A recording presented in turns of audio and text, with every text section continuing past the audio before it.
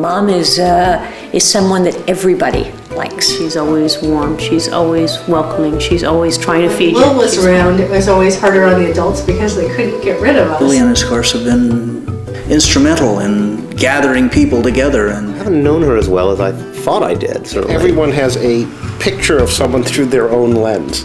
And I think of Grandma as Grandma because that's how I've known her.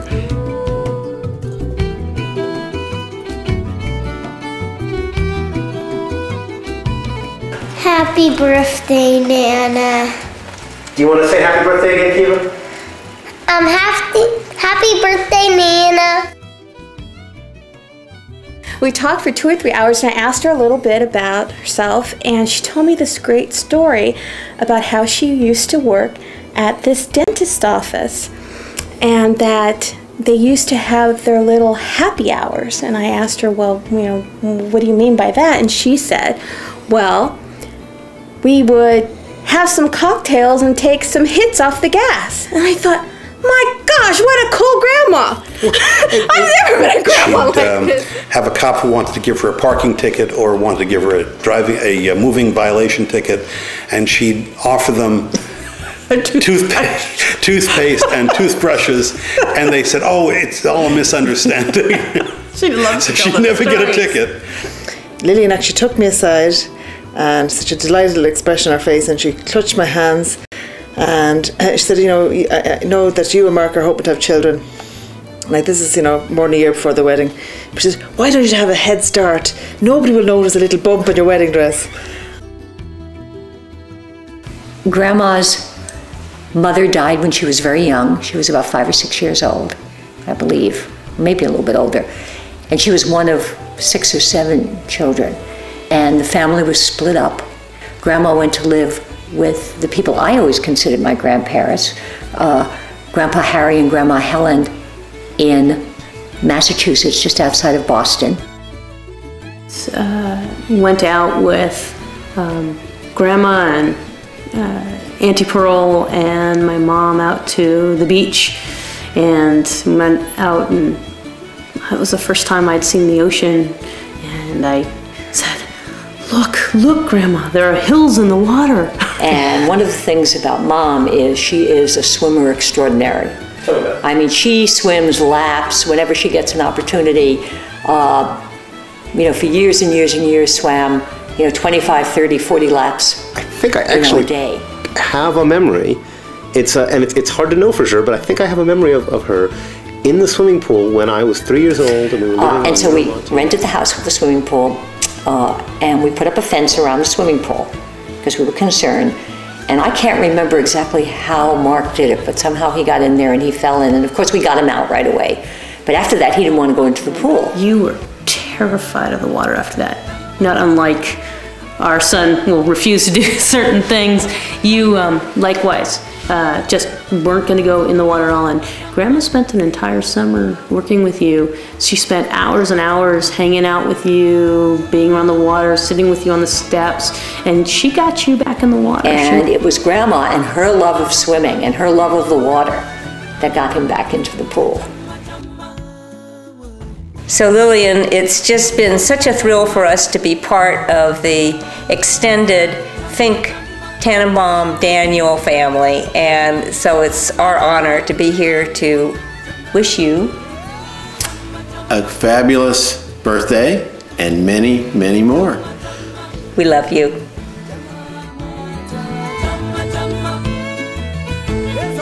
I think Phoebe introduced them, but my mother's sister Anne was a lawyer. I think that's where I got the idea from. And she was a lawyer back in the 40s when women weren't lawyers. And Mom and her were very close. They lived together, and they lived together with Phoebe. And Phoebe was my father's cousin, first cousin. And so that's how Grandma and Grandpa met. They met through Phoebe. Grandpa Harold's father, so my grandfather, Julius, from Eastern Europe, and came to the United States. And Grandpa was born here in the United States.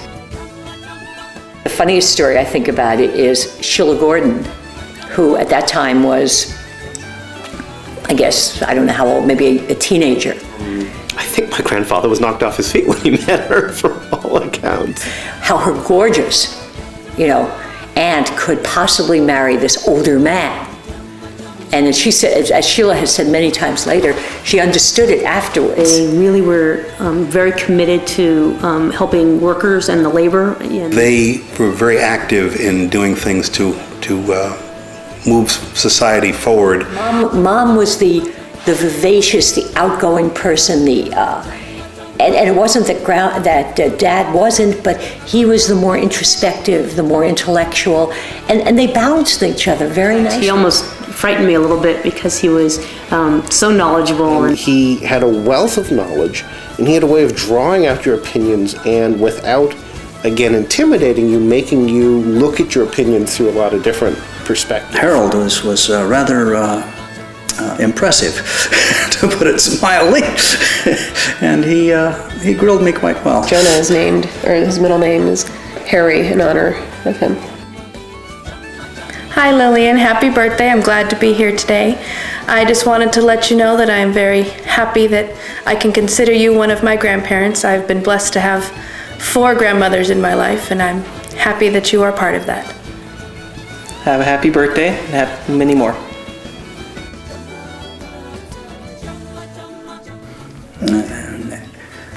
An adjective to describe Lillian would be one of motion. Saying this, and young people who can't keep up with her. And Vivi and I both looked at each other and said, we've got to take a rest.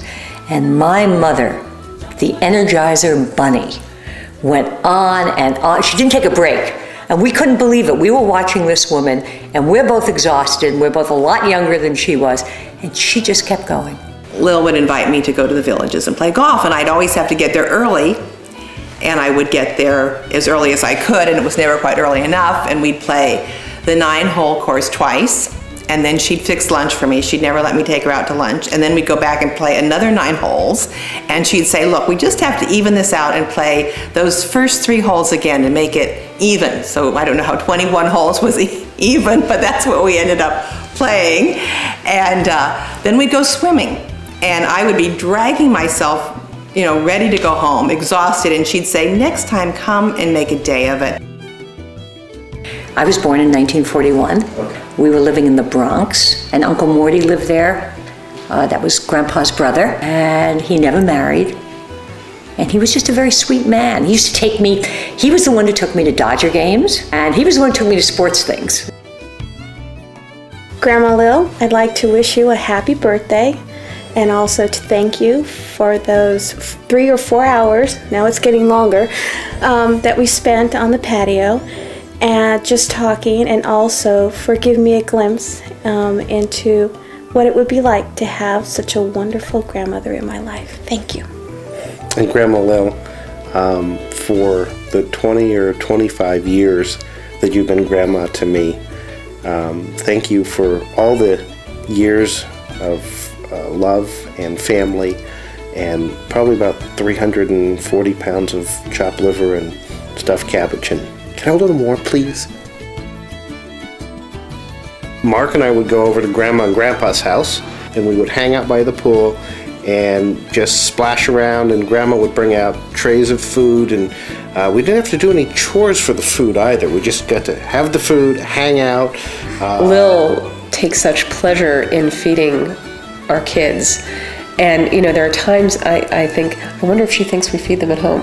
Because I can't imagine why people would talk about food. Food in relationship to my mother, right? Yes. Chopped liver. The chicken liver. It's the chicken liver's container. It's always in the chicken liver container with a little plastic lid. She cooked and cooked and cooked and cooked. You have some olives, and you have maybe some carrot sticks and some chopped vegetables, and then crackers and bread. And cooking and cooking and feeding and feeding. Put on about 5 pounds on a rugula.